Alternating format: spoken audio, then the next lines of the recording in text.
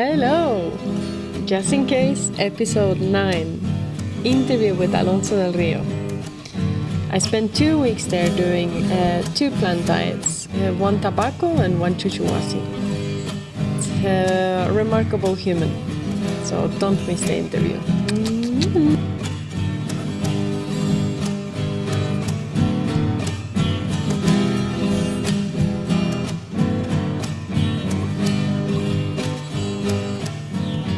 Invisible es mi camino y en él soy muy sagrado.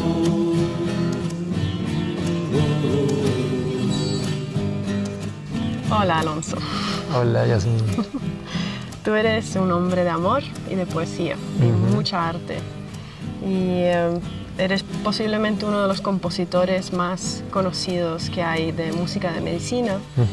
Y por lo que yo he ido descubriendo, pues muchísimas otras ramas, ¿no? de transmitir conciencia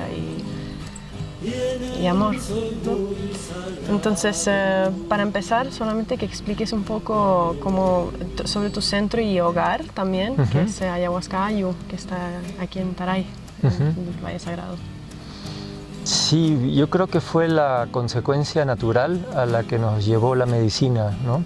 Como que a veces algunas personas empiezan este camino fragmentando todo, no pudiendo entender la relación, a dónde te lleva la medicina o de qué se trata realmente la conciencia.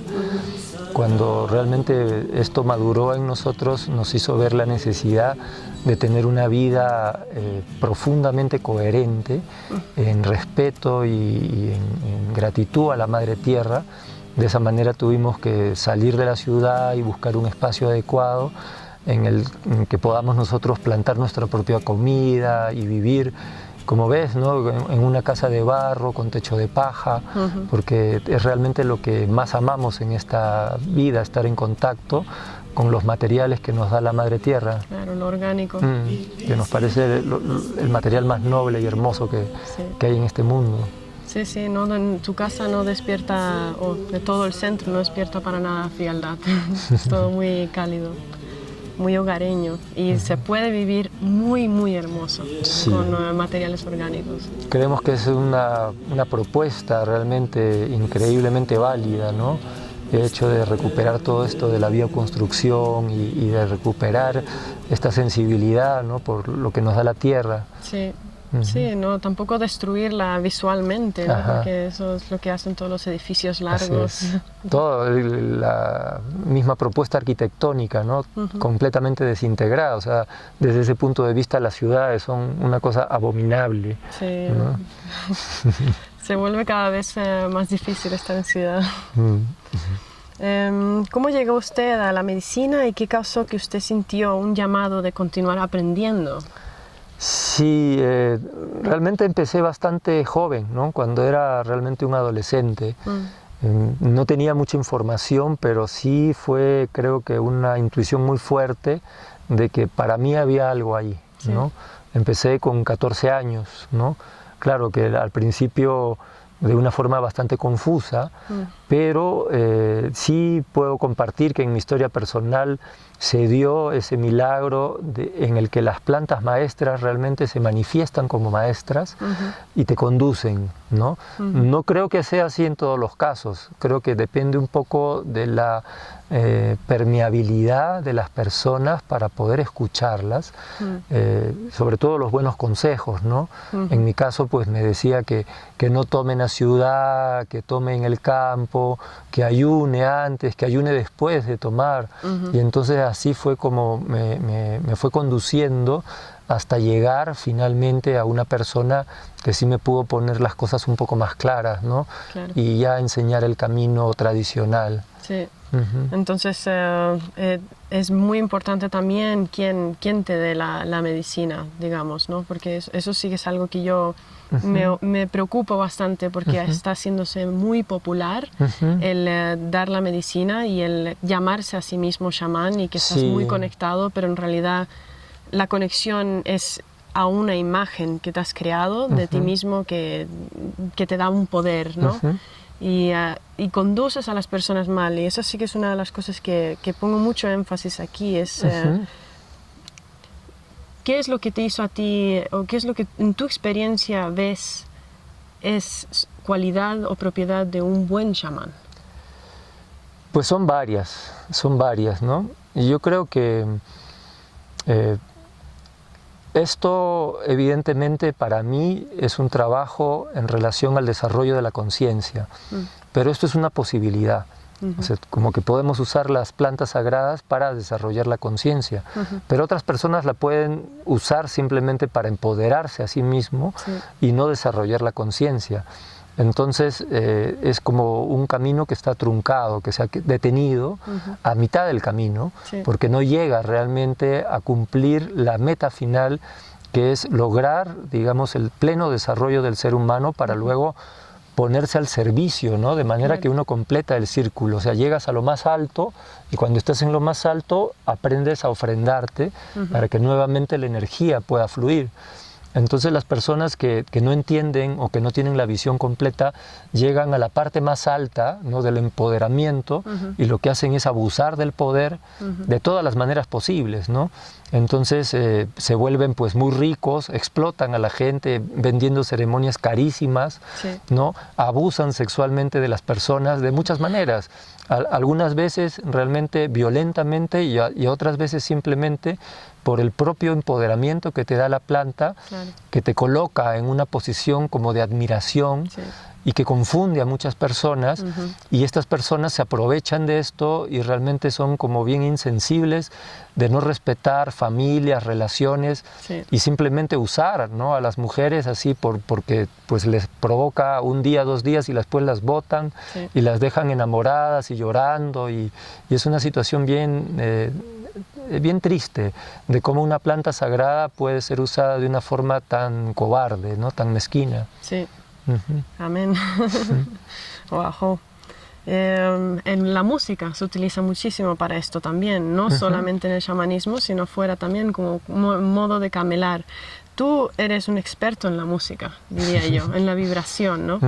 Y por eso me interesa, ya tuve una conversación contigo y entendí que realmente tienes una visión muy, no solamente emocional, pero también muy científica sobre cómo se utiliza la música y cómo se pueden utilizar los tipos de vibraciones para medicina y también para poder manipular a las personas. Pero en el caso de medicina, ¿cuál sería la ecuación perfecta de una canción medicina? Creo que lo principal es, digamos, enfocarnos en el tema del orden, ¿no? Lo que representa el orden en la vida, tanto del individuo como en la naturaleza o en el cosmos.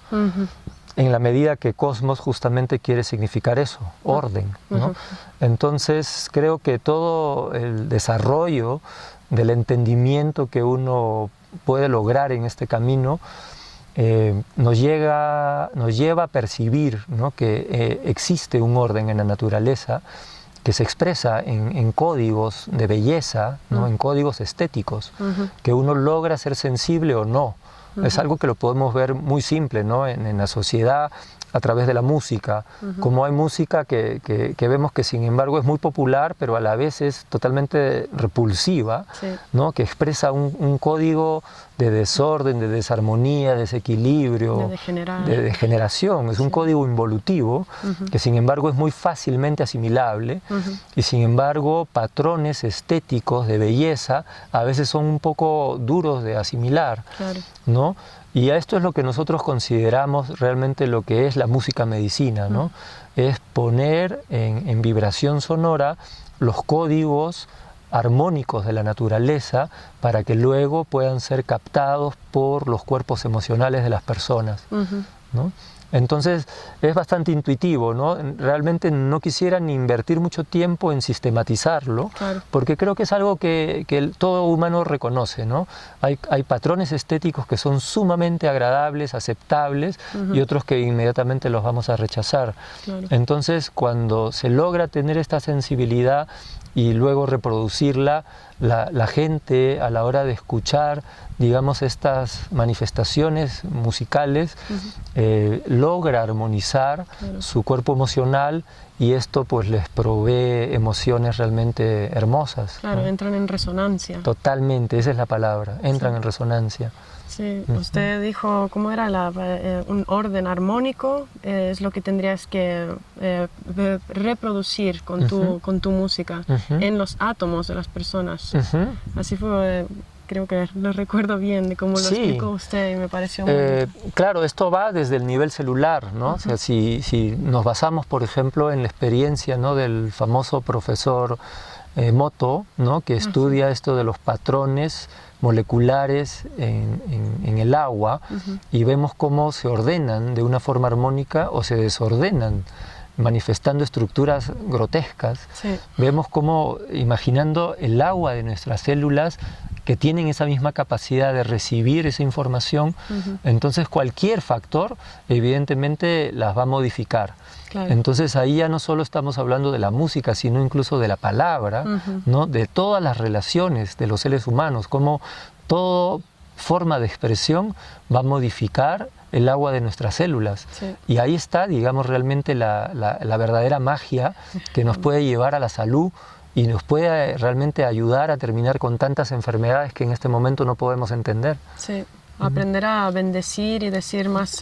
Correcto, sí. eso, aprender a bendecir, o sea, lo importante, ¿no?, de poder hacer de nuestra palabra realmente un órgano de bendición, ¿no?, Sí. de aceptar ese compromiso de ser co-creadores, Sí. ¿no?, con la divinidad, y que realmente usemos la palabra para bendecir, y si no tenemos nada bueno que decir, mejor no lo decimos. Exactamente. ¿No? Es un reto, a veces a mí también me cuesta. Es un reto.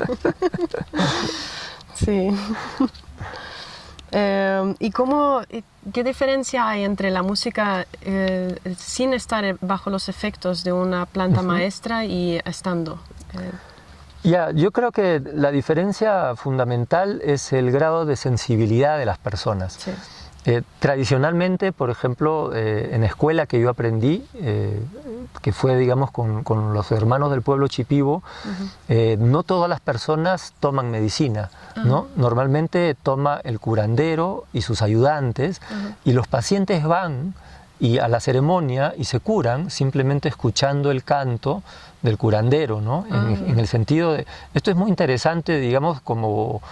investigarlo desde el punto del sistema médico, específicamente dentro de esta escuela que manejan los hermanos Shipibo, porque es una cosa casi única en el mundo, porque existen muchas formas de medicina natural, muchas formas con plantas sagradas, en el sentido de que, claro, existe una infinidad de plantas medicinales que son maravillosas, pero curar así exclusivamente con el canto es una cosa casi milagrosa. Claro. Y es real. Sí. Esa es realmente la técnica de los Shipibos, ¿no? Y te das cuenta que no necesariamente todas las personas toman, pero sin embargo, en el momento que tú tomas, como que te haces más receptiva, Claro. ¿no?, más permeable, y facilitas el trabajo, en este caso, del sanador. Claro, estás más receptivo. Totalmente. ¿Cuál es el papel del arte y la creatividad para usted? Y debería quizás para todo el mundo. El arte. Pues sí, yo creo que me encanta la pregunta, ¿no? Porque realmente creo que el arte principalmente tiene un origen sanador, Sí. ¿no? O sea, como si nos remontamos, ¿no?, miles de años al origen del arte, yo creo que fue concebido o fue dado por los dioses realmente como un instrumento de sanación, uno de los principales instrumentos.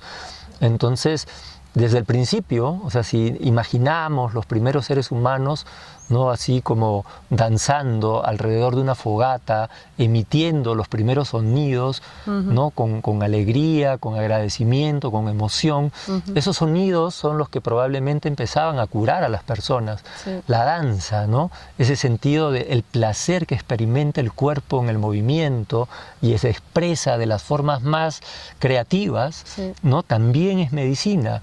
Posteriormente empieza ya con el desarrollo del intelecto esto y surgen las primeras obras, por ejemplo, literarias, y surge el teatro, ¿no? En la antigua Grecia, que son profundamente catárgicas, ¿no? Que tienen la posibilidad de conmover, ¿no? A las personas, identificarse con la obra, llorar, reírse. Entonces eso es el arte, ¿no? O luego ya en la Edad Media los juglares, que también tenían hasta una función social, ¿no? de retransmitir en otros pueblos lo que estaba pasando en otro lugar, las cosas buenas, las cosas malas, claro, ¿no? Y de todas maneras era una curación social. Entonces, hasta ese punto, el arte siempre tuvo un papel sanador en la sociedad, en la vida del ser humano. Es realmente nuevo esto de la sociedad moderna cuando el arte se vuelve un objeto comercial, sí, y pasa a ser parte de un mercado de consumo. Sí. Entonces, la motivación para crear el arte traiciona el verdadero origen que le permite justamente tener esa esencia sanadora. Sí. Entonces, cuando el arte deja o pierde esa motivación, ¿no? Imagínense, si yo pienso a la hora de crear una canción, si se va a vender o no se va a vender, eso ya no es una canción medicina, simplemente es un producto del mercado, sí, ¿no? Ni bueno ni malo, simplemente es otra cosa. Sí. Entonces, en ese momento deja de ser arte. Claro. Ahora, no quiere decir que una canción medicina se pueda vender o no, claro, pero el problema, lo fundamental de todo esto para mí es la motivación. Sí. Entonces, tenemos que volver realmente a separar estos espacios y devolverle al arte el espacio sagrado como herramienta sanadora, y aprender a reconocer simplemente lo que son los objetos decorativos, ¿no? Como que eso está bien que sea parte del mercado, o sea, tú puedes escoger el tipo de mesa o el modelo de auto o los zapatos, sí, ¿no? Y claro que tienen un componente estético muy importante, pero no podemos llamar arte a una cosa que ha sido ideada simplemente para manipular el subconsciente del ser humano y convertirlo en un objeto de consumo. Exacto, que no tiene alma. No tiene alma, exacto. Está ya puesto con la mira de en cuántos dólares se va a convertir. Sí. Sí, estábamos hablando antes sobre la belleza, ¿no? Que la belleza es lo que inspira a uno, y que deberíamos todos poder crear belleza en vez de tanta frialdad. Pero más bien eso es... La belleza es todo, pero si lo haces todo con una intención es aún más bello. Mejor. Justamente esa es una relación maravillosa que mencionas, porque antiguamente siempre estaban conectadas, ¿no? Era justamente la conexión entre la estética y la ética, ¿no? Sí. Porque también ética sin estética no es nada, sí, y estética sin ética tampoco es nada. Claro.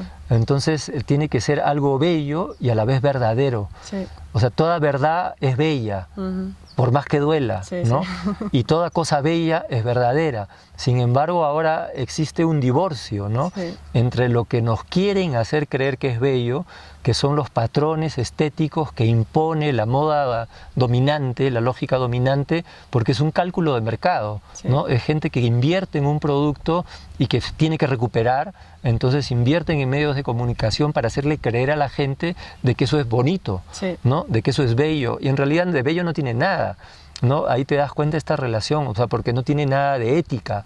Finalmente es una manipulación, es como lo que pasa, por ejemplo, en el mundo de la moda, sí, que obligan a las mujeres a volverse anoréxicas, sí, ¿no? Para mantener un estatus, una figura y todo eso, inspirando a miles de jovencitas a seguir ese patrón y de no comer y de verse feas por si son gorditas, sí, y crear todo un mercado. Eso no tiene ética. No. Entonces, ¿qué estética puede estar detrás de todo esto, ¿no? Sí. Es una incoherencia total. No, y aparte, ahora que mencionaste el mundo de la moda, porque yo he trabajado en él, es que no te inspiran a hacer algo, te desprecian si no eres. Y eso es la peor manera. Sí, es realmente muy profundo y muy doloroso. Sí, mucho. Porque todos queremos ser parte de. Exacto, es una cosa arte, humana. Es unidad. El arte te une a alguien. Te une, sí, se te conecta a un nivel donde simplemente no hay separación, o sea, somos uno en el arte, sí, contemplando un cuadro o escuchando algo hermoso, ¿no? Sí. Hay una cosa que nos junta. Sí. Sí, exactamente. Mientras que todo el otro concepto es de separar. Tú eres, tú calificas, ¿no? Sí. Ella no. Sí. ¿No? Sí. Es totalmente separativo, ¿no? Fragmentario. Algo que me llamó mucho la atención de ti es que no llevas un solo camino, llevas muchos caminos dentro de un camino. Entonces abarcas tanto plantas medicinales como dietas de plantas y también búsqueda de visión, que es algo que no es muy conocido, pero que es muy, muy poderoso, que viene ya más de la cultura norteamericana, los indios. Y tu modalidad sería el camino rojo. Entonces está el camino de los Lakota y el camino rojo. De estas tres posibilidades que tú trabajas, que eres experto, digamos, plantas medicinales en ceremonia, dietas de plantas y búsqueda de visión, camino rojo, ¿podrías explicarle a las personas un poco la tecnología detrás de ellos y el tipo de uso para que ellos puedan elegir y sentir con su propio corazón qué es lo que podría irles bien? Sí, y yo creo que en realidad todo esto que mencionamos así como un poco separado es uno, Sí. ¿no?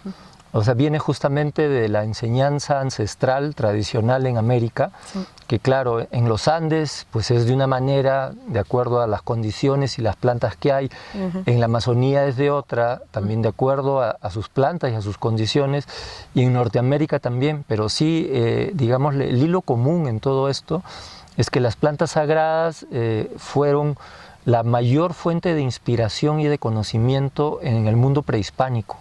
Y esto es una verdad que todavía no se termina de digerir, ¿no? Por la civilización moderna, que justamente viene a explicar el altísimo grado de conocimiento, incluso de tecnología, a la que llegaron, digamos, nuestros pueblos originales en América. Por eso no los veo, yo lo vi como distintos cursos, ¿no? Dentro de la misma carrera, ¿no? El hecho de poder, por ejemplo, pasar muchos años en la Amazonía viviendo allá y aprendiendo de las plantas, luego también muchos años en los Andes aprendiendo también de la cultura de esta parte, y pues también de los hermanos de Norteamérica tuve que aprender muchísimo, ¿no? Y concretamente una de las cosas que más aportaron a mi vida fue la búsqueda de visión, ¿no? Porque a diferencia, por ejemplo, de las dietas, ¿no? En las que el tipo de energía que uno logra es sostener en el tiempo un propósito, ¿no? O sea, uno se compromete. Evidentemente antes las dietas no son como ahora, no son como las que hicimos. Sí. Todas eran dietas de 2 meses, 3 meses. Yo escuché gente que dietó hasta 1 año y me contaron ellos gente que dietaba 7 años, 7 años seguidos sin ver a nadie, aislado. Evidentemente lograban, ¿no? Un nivel de entendimiento y poderes comparables así a los más grandes yogis del Himalaya. Sí. ¿No? Eso era real, ¿no? Ahora con el tiempo cada vez se ha visto que esto ha venido bajando, ¿no? Ya no hay gente que diete 1 año, ¿no? Hay gente que dieta meses y aún así es un esfuerzo inmenso. Sí, es un gran sacrificio. Claro, pero a mí me gustó mucho también conocer la otra parte, que es, por ejemplo, la entrega absoluta en cortos periodos, ¿no? Que justamente, por ejemplo, se expresa muy bien a través de la búsqueda de visión y de la danza del sol, que también es una cosa importante en estos caminos, en el que, pues, por ejemplo, 4 días sin agua es un esfuerzo tremendo. Yo pienso que cada día que estás sin agua es como un paso hacia la muerte, ¿no? Cada día. Al llegar al 4.º día estás en tu límite, realmente, ¿no? Al 5 día, al 5.º día, 6.º día, uno puede morir. Entonces esta experiencia son cosas que uno provoca bajo situaciones controladas y con un propósito evidentemente que no es mundano, que no se trata de simplemente de demostrar mi capacidad, a ver cuánto resisto, así como el burro que quería aprender a no comer y se murió un día antes, ¿no? Esto no se trata de un desafío, de un reality show, a ver quién es el más macho y quién aguanta más. Esto no tiene nada que ver. Esto es una cosa en la que uno arriesga su vida porque realmente siente una necesidad profunda de dar un gran salto, ¿no? De juntar energía para romper con una cantidad de hábitos, de patrones que tal vez no encuentra la fuerza, o incluso también por eso se le llama búsqueda de visión, porque no tenemos la claridad suficiente para encontrar un propósito digno en estos tiempos, en esta vida, estamos muy confundidos, no sabemos qué hacer, miles de personas dicen que es por un lado, nuestro corazón dice que es por el otro lado, y entonces toda esta confusión a veces necesita tener un momento de claridad y necesitamos soledad.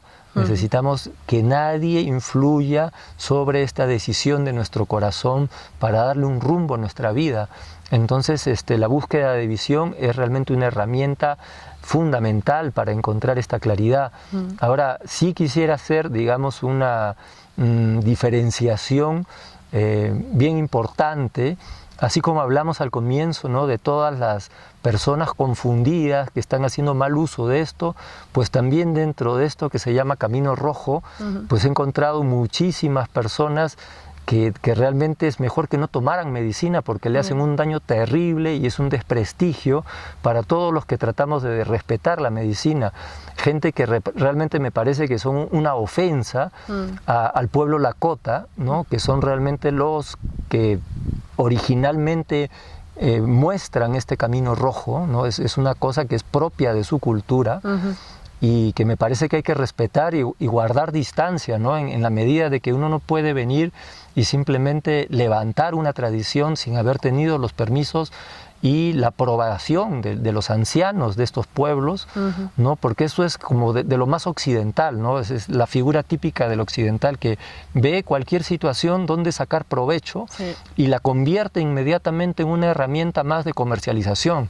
Entonces, sí, es la realidad, ¿no?, que mucha gente está comercializando esto del Camino Rojo y las búsquedas de visión y las danzas del sol, y los hermanos Lakota están realmente muy molestos y muy dolidos de que cosas tan sagradas, ¿no?, como la pipa sagrada, está siendo repartida como caramelos, como golosinas, sin el respeto, sin la instrucción que realmente esto merece. Claro, entonces, yo sí tengo bastante distancia, ¿no?, con esto del Camino Rojo, en el sentido que respeto al pueblo Lakota y me gustaría que la gente también aprenda realmente de las fuentes originales y no de tercera, cuarta, quinta mano. Sí. Tú has hecho ya 17 días en la montaña. Dices que a partir del 5.º día ya estás cada vez más cerca de la muerte. ¿Qué es lo que te mantiene vivo? Porque eso es una parte tecnológica, espiritual, digamos. Que... No, ciertamente, bueno, para empezar, que al 4.º día ya recibes líquido, ¿no? Eso sí, y luego a partir de allí pues es como una pequeña frutita por día. Entonces a partir del 4.º día se vuelve como un ayuno moderado, ¿no?, donde es mínimo lo que recibes, pero fundamentalmente te das cuenta que no es la sed, no es el hambre, es simplemente es tu mente lo que no te permite estar solo contigo mismo, ¿no? Ahí es donde se cumple eso de que el lobo del hombre es su mente, es lo que te come, ¿no? Lo que no te permite estar en paz. Entonces, esto por eso es una herramienta hermosísima, ¿no?, de poderte ir a una montaña, sentarte en un arbolito y existir, ¿no? Darte ese tiempo simplemente para existir y encontrar tu centro. Y volver a la naturaleza también. Total, muchos ¿no? están muy... Bueno, yo lo he vivido así también, muy alejada de naturaleza y poder vivir 4 días en la naturaleza, dormir en el suelo prácticamente, un colchoncito. Vivir con las estrellas. ¿No? Sí, leer las nubes porque era lo único que podías mirar. Y disfrutar el viento y el rocío en la mañana cuando te mueres de sed, pues es eso, ¿no? Es volver a conectarte con la madre, ¿no? Darte cuenta también de que la mente son las paredes. Total, son 4 paredes. Ahí estamos todos metidos.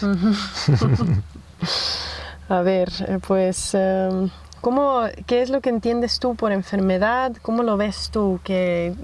Porque yo estoy empezando a aprender que la enfermedad no existe. Son simplemente nombres que al final a uno lo pone enfermo, ¿no? Que es algo creado por nosotros. Pero, ¿cómo lo ves tú? ¿Cómo es una enfermedad? Porque... Sí, bueno... es bastante amplio el tema, ¿no? Digamos, lo que sí empezaré por lo que no creo, ¿no?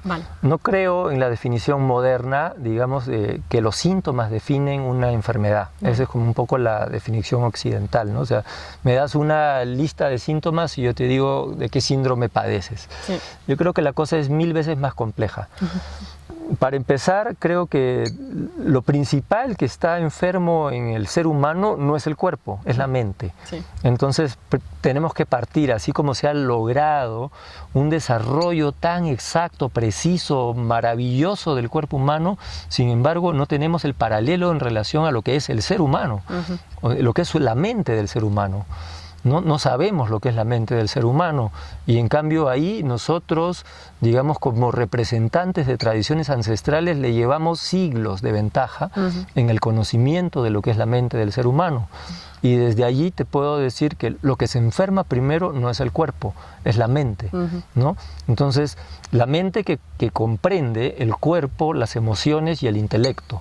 Entonces, uno puede tener un pensamiento enfermo, una emoción enferma, y entonces, en tercer lugar, cuando uno persiste con una actitud a través del tiempo, es que finalmente el cuerpo se llega a enfermar. Claro. Y esto llega incluso a incluir hasta las enfermedades bacteriológicas o virales, porque está en relación directa con el sistema inmunológico.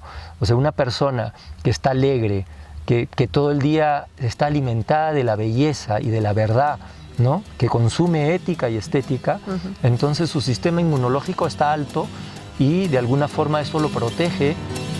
Invisible es mi camino, y en él soy muy sagrado.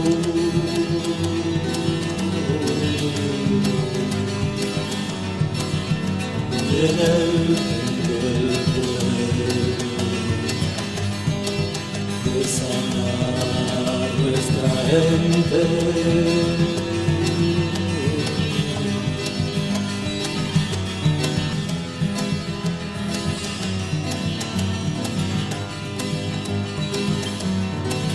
Invisible es mi camino, y en él soy muy sagrado.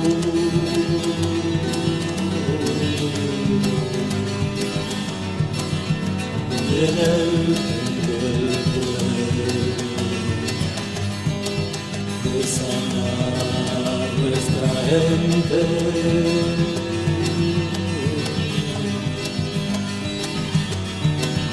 Invisible es mi destino, y en él soy muy sagrado.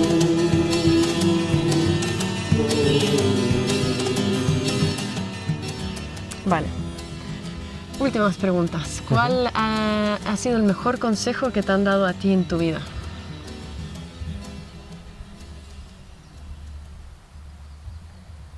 Yo creo que me lo dio en una ceremonia. No sabría si decirte que me lo dijo la ayahuasca o me lo dijo mi propia conciencia. Duda. Ah. No te creas las cosas así nomás, sino experiméntalo. ¿Puede dar algún consejo a los buscadores de espiritualidad y liberación y curación?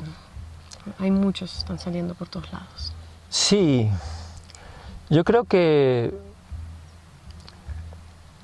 lo más importante en este tiempo es como estar bien atento respecto a 3 manifestaciones concretas que uno puede encontrar en las personas que se presentan como facilitadores, maestros, chamanes, gurús, y es realmente encontrar esta coherencia, ¿no?, en su relación con el dinero, con la sexualidad y con el poder. Amén. ¿No? Yo creo que eso es como lo fundamental, sí, ¿no?, de que tengan mucha atención, ¿no?, para no caer en estas sectas en donde se diviniza a una persona y luego uno sale lastimado, ¿no?, porque finalmente es una relación de mutuo autoengaño, sí, ¿no? El falso chamán engaña al adepto y el adepto idealiza a la otra persona y ambos son mentirosos. Claro. ¿No? Entonces yo creo que si uno termina con la propia mentira, con el autoengaño, es más fácil de... Eso no quiere decir de volverse una persona así como que estar buscando lo malo en todo, ¿no? Pero sí creo que es muy importante el que estas cosas sean transparentes, por lo menos, ¿no? ¿Cómo te ganas la vida y en qué inviertes tu dinero? Sí. ¿No? cómo es tu relación en función de tu familia, de tu sexualidad, de tu pareja, Sí. de tus emociones, ¿no? Y finalmente, ¿qué haces con todo el poder que te da la gente? Sí. ¿No? Yo creo que si la gente aprendiera a medir, ¿no?, a los que pretenden enseñar, habría mucha menos gente engañada. Menos confusión. Sí. Ujú, sí, hay algo, cuando me preguntabas también del consejo, es esto también bien importante para la gente, de no caer en el cuento de los que quieren enseñar lo que nunca pudieron aprender. Sí. Porque así en papel y en entrevistas se puede decir de todo, Sí. pero luego es tu vida lo que realmente respalda tus palabras. Refleja, exactamente. Entonces es lindo que me visites en mi casa y veas cómo vivo. Sí, sí, eres muy natural. Ujú. Pues Alonso, es un placer y te llevo en mi corazón. Gracias, Yasmín, Estás en el el mío mucho, también. sí. Gracias. Encantado. Gracias. Bien, soy muy sagrado.